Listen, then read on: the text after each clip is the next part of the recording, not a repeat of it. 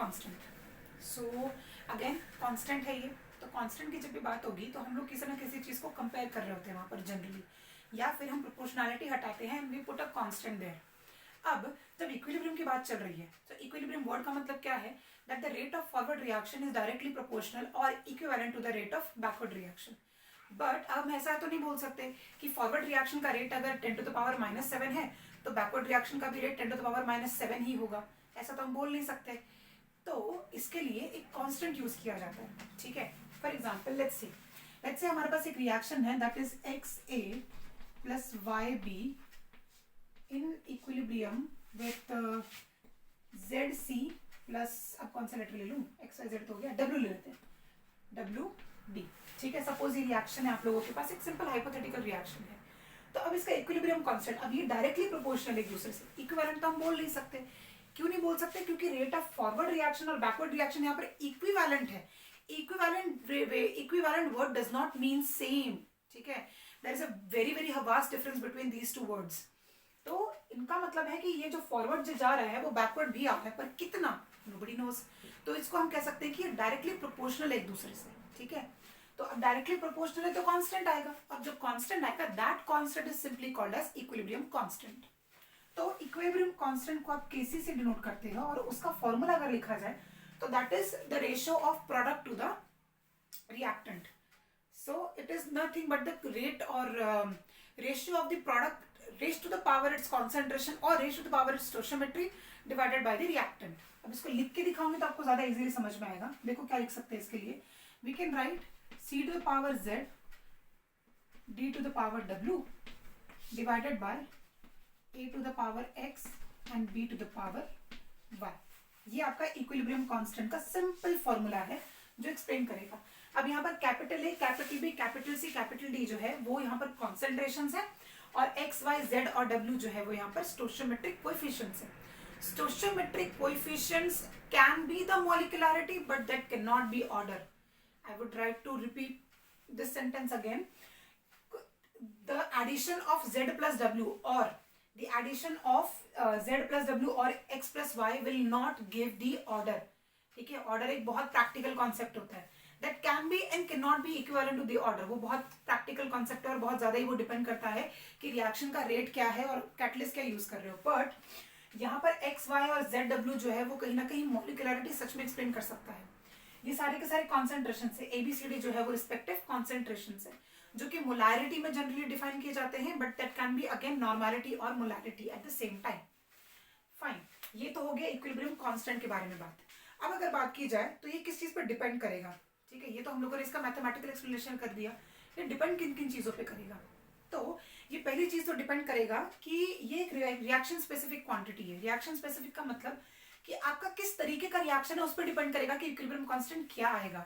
अब अगर reaction gaseous हुआ, रिएक्शन अगर गैसियस हुआ तो इक्विलिब्रियम कांस्टेंट वहां पर बहुत डिफरेंट आता है as compared to reactions being in liquid state. Other than that आपके कैटलिस्ट पे काफी डिपेंड करने वाला है। कैटलिस्ट क्या करेगा, कैटलिस्ट फॉरवर्ड और बैकवर्ड साथ में लाने की कोशिश करेगा। अब यहाँ पर आपको ली कैटलिस्ट प्रिंसिपल बहुत ज्यादा गवर्न करेगा। What Lee catalyst principle says is that if you add any external factor, if you are adding any external factor, the reaction will shift itself in such a type that it will nullify the effect of the external factor। वो अपने आप को nullify करने की कोशिश करेगा। तो यहाँ पर इक्विलिब्रियम अपने आप को काफी ज्यादा बैलेंस करने की कोशिश करेगा। बट अगर आप कैटलिस्ट की वजह से ओवरऑल देखना चाहें केसी में चेंजेस तो वो ऑलमोस्ट नेग्लिजिबल आता है। देन अदर देन दैट अगर बात की जाए तो इक्विलिब्रियम कांस्टेंट में हाँ एक और चीज होती है, दैट इज जब आप लोग x और y कैलकुलेट करना चाहते हो तो इसको हम लोग डेल्टा n बोलते हैं। मतलब अगर कॉन्सेंट्रेशंस, अब सीधी सी बात है, कॉन्सेंट्रेशंस अगर सेम हो जाएंगे तो क्या किया जाएगा, कॉन्सेंट्रेशंस अगर सेम हो जाएंगे तो सॉरी मैं इसको सॉरी ये z है और ये w है, हाँ तो कॉन्सेंट्रेशन सेम हो जाएंगे तो C is equivalent to D and A is equivalent to B। अब ये कॉन्सेंट्रेशन अगर सेम हो गए तो Z प्लस W जो है मतलब डेल्टा n, आप क्या करोगे, ये वाले जो स्टोइचियोमेट्रिक कोएफिशिएंट्स है ये ऊपर जाके क्या हो जाएंगे, माइनस हो जाएंगे, बराबर। ये डिवाइड में है तो ये जो स्टोइचियोमेट्री रहती है वो ऊपर जाके, या फिर जो पावर्स रहते हैं ऊपर जाके माइनस होते हैं। तो ऊपर का अगर मैं n2 ले लूं और नीचे का मतलब प्रोडक्ट के अगर मैं दोनों को n2 ले लूं और इसको n1 ले लूं तो डेल्टा n क्या होगा, delta n will be n2 minus n1। तो डेल्टा एन जो है that is nothing but the N2 minus N1. That simply means कि प्रोडक्ट की जो स्टोइचियोमेट्रिक कोएफिशिएंट का जो एडिशन है उससे आप रिएक्टेंट के स्टोइचियोमेट्रिक कोएफिशिएंट के एडिशन को माइनस करेंगे. फॉर एग्जांपल हमारे पास एक रिएक्शन है, ठीक है, जैसे कि N2 plus thrice of H2 is in equilibrium with twice of NH3. Doubt नहीं होना चाहिए, हेबर्स प्रोसेस भी इक्विलिब्रियम प्रोसेस में आता है. It is also included in the equilibrium. तो अगर आपको इसमें डेल्टा एन कैलकुलेट करना है तो delta N will be the stoichiometric coefficients of reactant minus product. Generally ऐसे ही लिया जाता है, या फिर आप प्रोडक्ट माइनस रिएक्टेंट भी कर सकते हो. बट अगर इस केस की बात की जाए तो यहाँ पर क्या है, प्रोडक्ट मतलब आपको केसी भी उसके फॉर्मूले के हिसाब से चलना पड़ेगा. तो यहाँ पर क्या होगा, अगर आपको डेल्टा एन निकालना है तो आप क्या करोगे, Z plus W minus X plus Y करोगे. मतलब ये किसके हैं, ये प्रोडक्ट के हैं बराबर, और ये किसके हैं, ये रिएक्टेंट के. तो आपको जो डेल्टा एन निकालोगे आप यहाँ पर, वो कैसे निकालोगे, प्रोडक्ट माइनस रिएक्टेंट. मतलब ये 2 आएगा, 2 माइनस 4, या कुछ नहीं है तो 1 ही है ना, तो 3 प्लस 1 4. तो ये कितना आएगा, -2. अब अगर आपको ऐसा डाउट है कि हम लोग -2 को +2 लेकर चलेंगे, तो ऐसा कुछ नहीं है, आप लोग एज इट इज -2 लेकर ही चलेंगे, ठीक है. बट -2, व्हाट डज -2 रेफर, -2 जब आप इस पूरे के पूरे रिएक्शन में डालेंगे तो आपको समझ में आएगा कि रिएक्शन जो है वो मोस्टली बैकवर्ड जाने की कोशिश कर रही है, ठीक है. मतलब आपका जो यहाँ का स्टोइचियोमेट्रिक कोएफिशिएंट्स है वो ज्यादा है as compare to these stoichiometric coefficients. But इसके और भी इन्फरेंसेस निकल सकते हैं depending upon the reaction that you are carrying out. तो this is everything about delta N. आप कैसे कैलकुलेट करेंगे. देन केसी हो गया. एक और चीज, ये तो फॉरवर्ड रिएक्शन का है ना, केसी जो है ये फॉरवर्ड रिएक्शन का है. मतलब मैं इसको कहाँ लिख दूं, मुझे थोड़ी सी जगह चाहिए रहेगी, मैं यहीं पे लिख देती हूँ, थोड़ी सी जगह जो यहाँ चाहिए. ये फॉरवर्ड रिएक्शन का है, ठीक है. This is for the forward reaction. अब हम बात कर रहे हैं इक्विलिब्रियम की, तो यहाँ पर बैकवर्ड रिएक्शन भी तो जाएगा ना, सिर्फ फॉरवर्ड की थोड़ी बात करेंगे.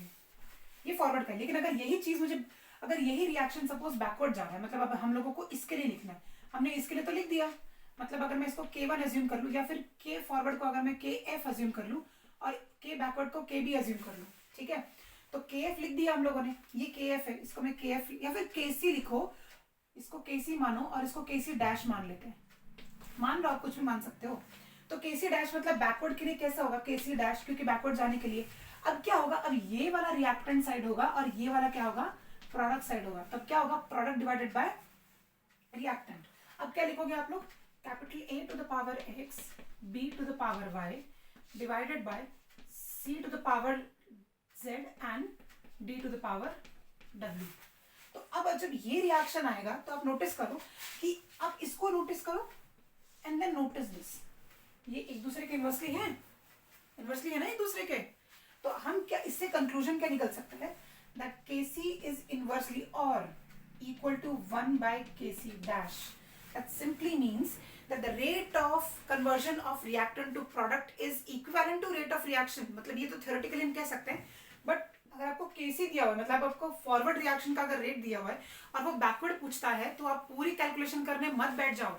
ऐसे बहुत बच्चों को मैंने नोटिस किया, जो फॉरवर्ड दिया रहता है ना, और अगर बैकवर्ड पूछे तो वो क्या करते हैं, फिर उनके कॉन्सेंट्रेशंस ऑपोजिट में डालने शुरू कर देते हैं. सिंपल है, ऑपोजिट कर दो. लिखा ना, सेम चीज लिखी ना, आप लोगों ने बैकवर्ड के लिए भी तो लिखा ना पूरा का पूरा. यहाँ वैल्यू डालने की क्या जरूरत है, इन दोनों के बीच का रिलेशन निकालो फिर वैल्यू डाल लो.